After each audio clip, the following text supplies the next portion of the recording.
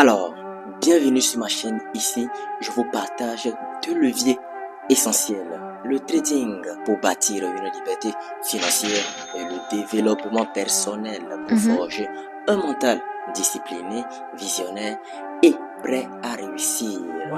Attendez-vous donc à apprendre, à progresser et surtout à atteindre vos objectifs.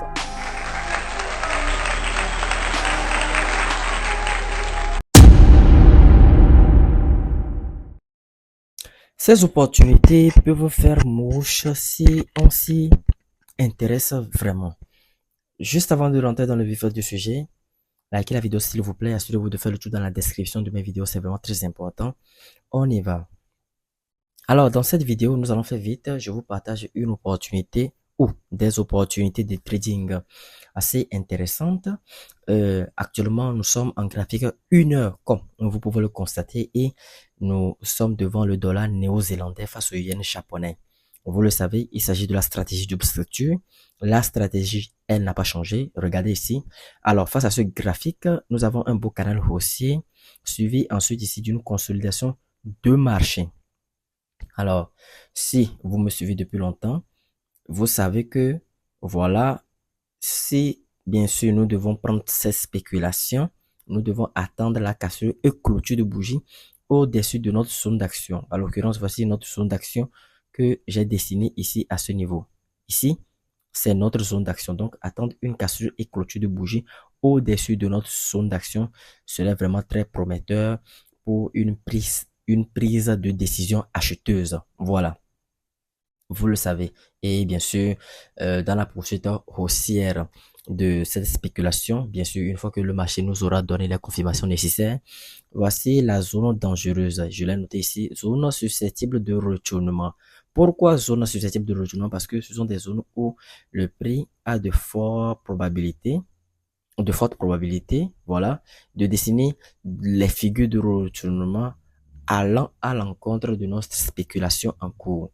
Voilà, donc il faut faire réellement attention à ces zones.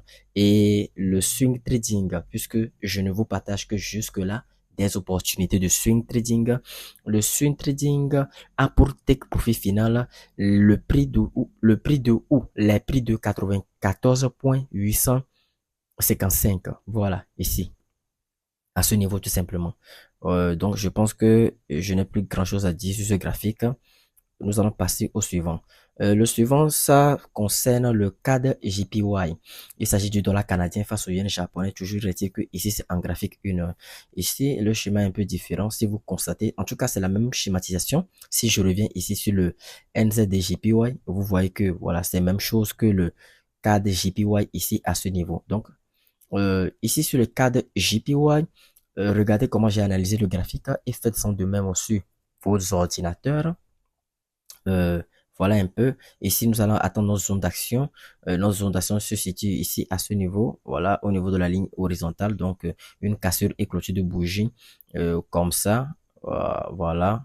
Voilà, cassure et clôture de bougie verte avant de nous positionner. Et pour ça, c'est pour ceux qui sont de la première école. Pour ceux qui sont de la deuxième école, nous avons la cassure et clôture de bougie. Nous avons un retest vers le bas. Et nous avons une nouvelle confirmation de bougie verte. Voilà. Et cette schématisation en forme de N, c'est ça qu'on appelle le pullback. Bien sûr qu'il n'existe pas que cette forme de pullback. Il en existe trois sortes trois sortes formes de pullback. Mais le plus récurrent, le pullback le plus récurrent qui surgisse ou qui arrive très fréquemment sur les marchés financiers, c'est ce pullback. Voilà. Donc, à vous de voir si une fois les confirmations réunies, à vous de voir si vous voulez vous positionner à la cassure et clôture de bougie ou soit à vous de voir si vous voulez vous positionner au pullback. Voilà. Bien sûr que j'avais fait une vidéo sur ma chaîne de YouTube vous parlant de quand est-ce qu'il faut se positionner sur un pullback et quand est-ce qu'il faut se positionner à la cassure et clôture de bougie. Vous devez savoir la différence entre les deux. Donc, ce n'est pas à chaque temps qu'il faut se positionner à la cassure et clôture de bougie. Voilà pour ici. Et ce n'est pas à chaque temps qu'on doit attendre impérativement le pullback. Donc, savoir faire la nuance entre les deux changera grandement votre trading. Et bien sûr, le take profit final, je l'ai mis ici, horizontalement, à la création du canal baissier, à ce niveau. Vous voyez? Donc, c'est un peu ça. Donc, nous allons passer à un autre graphique. Ici, il s'agit du USD/JPY. Comme vous pouvez le constater, le dollar américain face au yuan japonais, toujours la même schématisation. Canal baissier, en tout cas une tendance baissière, suivie d'une consolidation de marché ici à ce niveau. Voilà. Et nous avons analysé, j'ai analysé ce graphique pour attendre une prise de position acheteuse. Bien sûr, une prise de position acheteuse, car ici, pour la cassure et close de bougie, bien sûr, ceux qui sont de la première école, ceux qui sont de la deuxième école, vous attendrez cassure et clôture de bougie, plus un retest vers le bas, voilà, plus une nouvelle confirmation de bougie verte avant de vous positionner. Ça, c'est ce qu'on appelle le pullback, bien évidemment. Donc, dans le parcours du marché, j'ai décelé une zone dangereuse ici à ce niveau. Des zones où le prix pourrait potentiellement vous dessiner des figures de retournement. Donc, ça peut être des figures de retournement comme ça, comme le double creux, voilà, comme ça, parce que à l'approche de ces zones-là, le marché dessine très souvent des figures de retournement, donc comme le double creux, ou ça peut être l'épaule tête-épaule, voilà, l'épaule tête-épaule. Donc je ne vais pas dessiner ça, mais vous savez ce que c'est que l'épaule tête-épaule. Donc il faut réellement faire attention à ces zones dangereuses, voilà.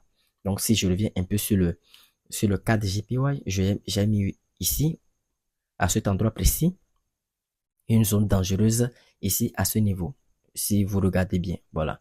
Et nous pouvons constater que dans l'historique du marché, cette zone a servi de support au prix, a servi d'énormément de support au prix. Voilà, ici nous avons un premier impact, un deuxième impact ici à ce niveau, un troisième, un potentiel quatrième. Voilà, le prix a voulu casser vers le bas, mais ça n'a pas pu.